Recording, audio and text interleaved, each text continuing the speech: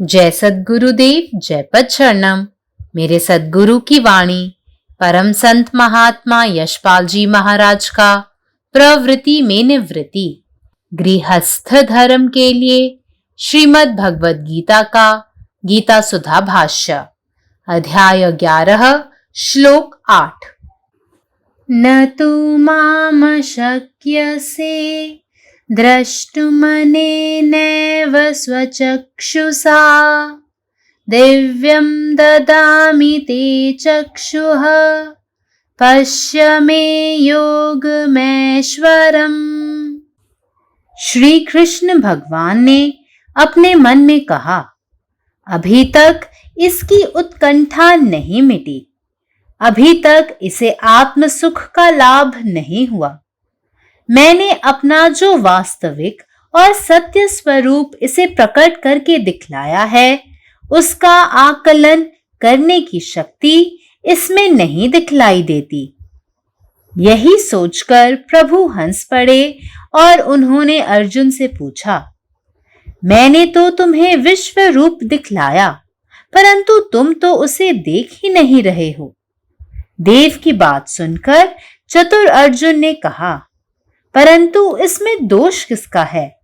आप बिल्कुल साफ किया हुआ दर्पण अंधे के सामने रख रहे हैं, अथवा हे प्रभु बहरे के आगे बीन बजा रहे हैं।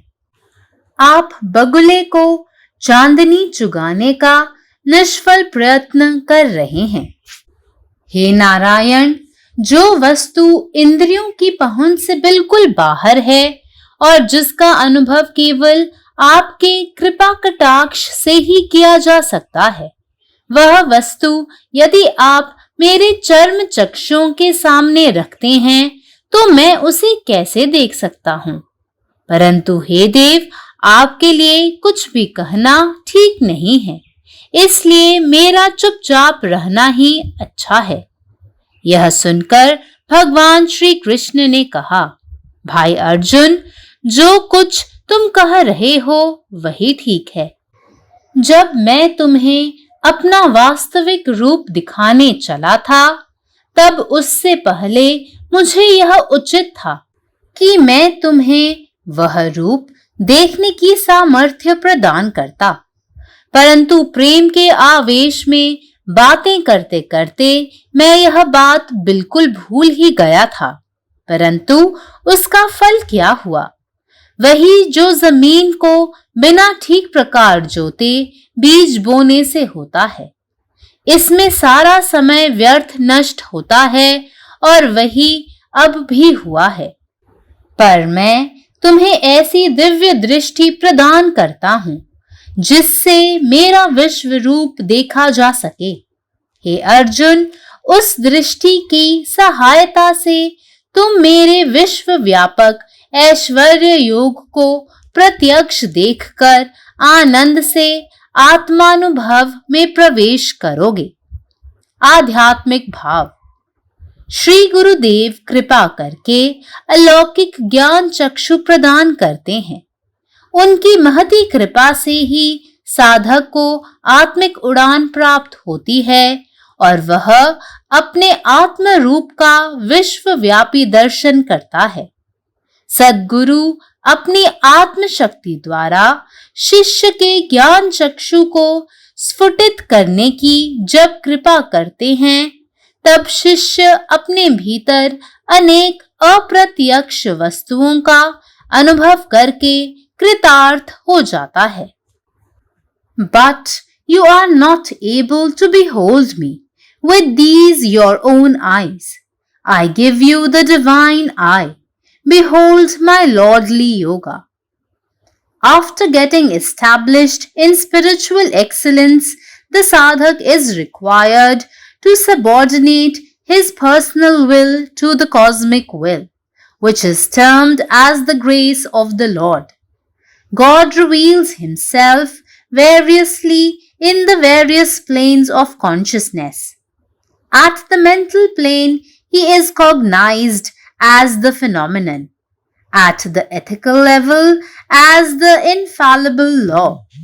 At bhava samadhi or the divine eye level as the immanent or the kinetic aspect of Ishvara, at Sahat Samadhi as the transcendental reality. Finally, the sadhak merges into the absolute, which is Brahman. Arjuna is blessed with the vision of the immanent Ishvara. This realization reveals him of all of his problems, personal and public. He gets enlightened so as to discharge his duty as a willing instrument at the hands of the Lord. Om. जय गुरुदेव, जय पदशरणम. अध्याय 11, श्लोक 8. भगवान श्रीकृष्ण स्वतःशीच म्हणाले, त्याची तळमळ अजून शमलेली नाही, त्याला अजून आत्मसुख प्राप्त झालेले नाही. मी त्याला जे माझे खरे आणि वास्तविक रूप प्रकट केले आहे त्याचे कौतुक करण्याची क्षमता त्याच्यामध्ये दिसत नाही. असा विचार करून भगवान हसले आणि अर्जुनाला म्हणाले, मी तुला विश्वरूप दाखवले आहे, पण ते तू अजिबात पाहत नाहीस. भगवंताचे शब्द ऐकून चतुर अर्जुन म्हणाला, पण दोष कोणाचा? तुम्ही एखाद्या आंधळ्या माणसासमोर अगदी स्वच्छ आरसा ठेवत आहात का? किंवा हे भगवान, तुम्ही एखाद्या बहिऱ्या माणसासमोर बासरी वाजवत आहात का? तुम्ही बगळ्याला चांदण्यास आकर्षित करण्याचा व्यर्थ प्रयत्न करत आहेस. हे नारायणा, जर तू माझ्या डोळ्यासमोर अशी एखादी गोष्ट ठेवलीस जी इंद्रियांच्या आवाक्या बाहेरची आहे आणि केवळ तुझ्या कृपापूर्ण दृष्टीनेच दिसू शकते, तर मी ती कशी पाहू शकेन? पण हे प्रभू, तुम्हाला काही सांगणे मला योग्य नाही, म्हणून मी मौन पाळणेच बरे. हे ऐकून भगवान श्रीकृष्ण म्हणाले, बंधू अर्जुना, तू जे म्हणत आहेस ते बरोबर आहे. तुला माझे खरे रूप दाखवण्यापूर्वी मी तुला ते पाहण्याची क्षमता द्यायला हवी होती, पण प्रेमाच्या भरात मी ते पूर्णपणे विसरून गेलो. पण त्याचा परिणाम काय झाला? जेव्हा तुम्ही जमीन नीट न नांगरता बियाणे पेरता तेव्हाही असेच घडते. यात खूप वेळ वाया जातो आणि आताही तसेच घडले आहे. पण मी तुला अशी दिव्य दृष्टी देत आहे की तू माझे विश्वरूप पाहू शकशील. हे अर्जुना, त्या दृष्टीच्या सहाय्याने तू माझ्या विश्वसंपन्नतेचे दर्शन घेशील आणि आनंदाने आत्मसाक्षात्कार प्राप्त करशील. आध्यात्मिक अर्थ. श्री गुरुदेव महाराजांच्या कृपेने ज्ञानाचा अलौकिक डोळा प्रदान करतात. केवळ त्यांच्याच असीम कृपेनेच आध्यात्मिक उड्डाण प्राप्त करतो आणि आपल्या आत्म्याचे विश्वरूप पाहतो. जेव्हा सद्गुरू आपल्या आत्मशक्तीद्वारे कृपेने शिष्याचा ज्ञानाचा डोळा उघडतात, तेव्हा तो शिष्य स्वतःमध्ये अनेक अप्रत्यक्ष गोष्टींचा अनुभव घेऊन परिपूर्ण होतो. पण तू ह्या डोळ्यांनी माझे दर्शन घेऊ शकत नाहीस. तुझे स्वतःचे डोळे, मी तुला दिव्य नेत्र देतो, माझ्या दिव्य योगाचे दर्शन घे. आध्यात्मिक श्रेष्ठत्वात स्थापित झाल्यानंतर साधकाला आपल्या वैयक्तिक इच्छा वैश्विक इच्छेच्या अधीन कराव्या लागतात, जिला भगवंताची कृपा म्हटली जाते. ईश्वर चेतनेच्या विविध स्तरावर स्वतःला वेगवेगळ्या रूपात प्रकट करतो. मानसिक स्तरावर तो एक दृश्यरूप म्हणून ओळखला जातो. नैतिक स्तरावर अचूक नियम म्हणून भाव समाधी किंवा दिव्य नेत्रांच्या स्तरावर ईश्वराचे अंतर्यामी किंवा गतिमान रूप म्हणून सहज समाधी दिव्य सत्य म्हणून, आणि शेवटी साधक परमात्म्यात विलीन होतो, जे ब्रह्म आहे. अर्जुनाला अंतर्यामी ईश्वराचे दर्शन घडते. या साक्षात्काराने तो त्याच्या सर्व वैयक्तिक आणि सार्वजनिक समस्यापासून मुक्त होतो. तो प्रबुद्ध होतो, जेणेकरून तो भगवंताच्या हातून एक उत्सुक साधन म्हणून आपले कर्तव्य पार पाडू शकेल. जय गुरुदेव, जय పదశరణం. గీతాసుధ అధ్యాయం 11 విశ్వరూప సందర్శన యోగము శ్లోకం 8. నతుమాం శక్యసే ద్రష్టు మనేనైవ స్వచక్షుషా దివ్యం దదాతి మే చక్షుః పశ్చిమే యోగమైశ్వరం. శ్రీకృష్ణ భగవానుడు తన మనసులో ఇలా అనుకుంటున్నాడు, ఇప్పటికీ ఇతని ఉత్కంఠ పోలేదు. ఇప్పటివరకు ఇతనికి ఆత్మసుఖలాభం కలగలేదు.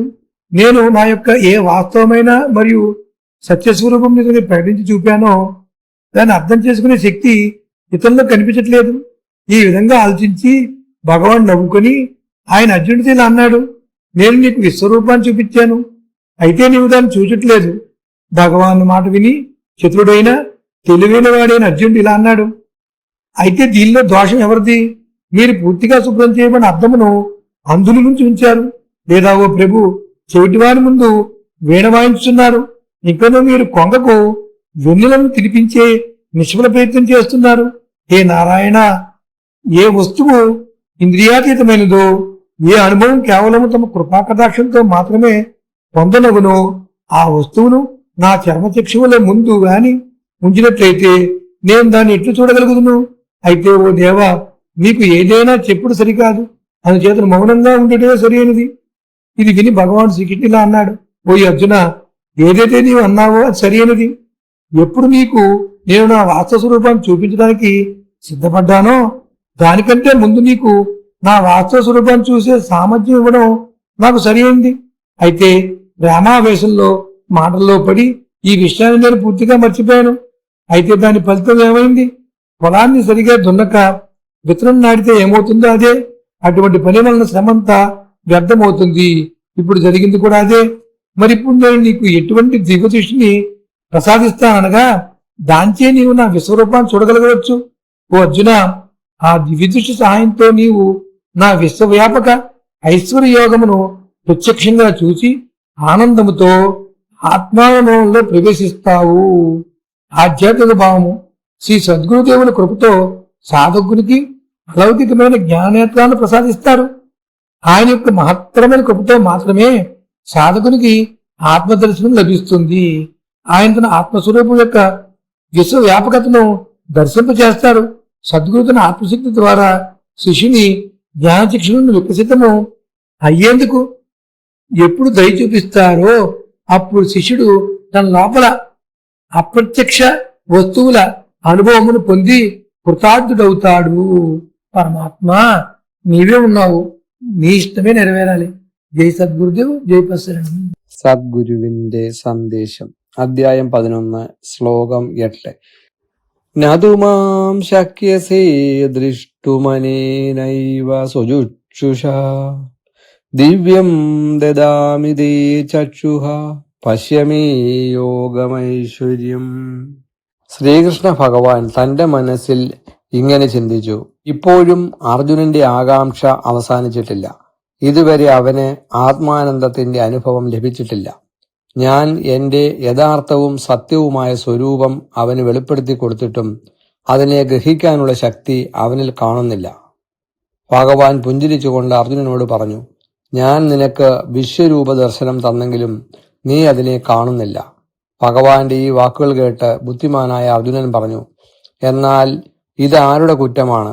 അങ്ങ് നന്നായി വൃത്തിയാക്കിയ കണ്ണാടി ഒരു അന്ധന്റെ മുമ്പിൽ വെക്കുന്നത് പോലെയോ, അല്ലെങ്കിൽ പ്രഭു ഒരു ബദിരന്റെ മുന്നിൽ വീണ വായിക്കുന്നത് പോലെയോ, കൊക്കിന് നിലാവിനെ കൊത്തി തിന്നാൻ കൊടുക്കുന്നത് പോലെയോ ഉള്ള പാഴ്ശ്രമമാണ് ചെയ്യുന്നത്. ഹേ നാരായണ, ഇന്ദ്രിയങ്ങൾക്ക് പൂർണ്ണമായും അതീതമായതും അങ്ങയുടെ കൃപാകടാക്ഷത്താൽ മാത്രം അനുഭവിക്കാൻ കഴിയുന്നതുമായ ആ ദിവ്യ വസ്തുവിനെ ഈ മാംസനേത്രങ്ങൾക്ക് മുൻപിൽ വെച്ചാൽ ഞാൻ അതിനെ എങ്ങനെ കാണും? എന്നാൽ ദേവ, അങ്ങയോട് ഇങ്ങനെ പറയുന്നതും ഉചിതമല്ല. അതുകൊണ്ട് ഞാൻ മൗനമായിരിക്കുന്നതാണ് നല്ലത്. ഇത് കേട്ട് ഭഗവാൻ ശ്രീകൃഷ്ണൻ പറഞ്ഞു, സഹോദരനായ അർജുന, നീ പറയുന്നതെല്ലാം ശരിയാണ്. ഞാൻ നിനക്ക് എന്റെ യഥാർത്ഥ സ്വരൂപം കാണിക്കാൻ തുടങ്ങുമ്പോൾ അതിനു മുൻപ് അത് കാണാനുള്ള സാമർഥ്യം നിനക്ക് നൽകേണ്ടതായിരുന്നു. എന്നാൽ സ്നേഹാവേശം കൂടി സംസാരിച്ചുകൊണ്ടിരിക്കുമ്പോൾ ആ കാര്യം ഞാൻ പൂർണ്ണമായും മറന്നുപോയി. അതിന്റെ ഫലം എന്താണ്?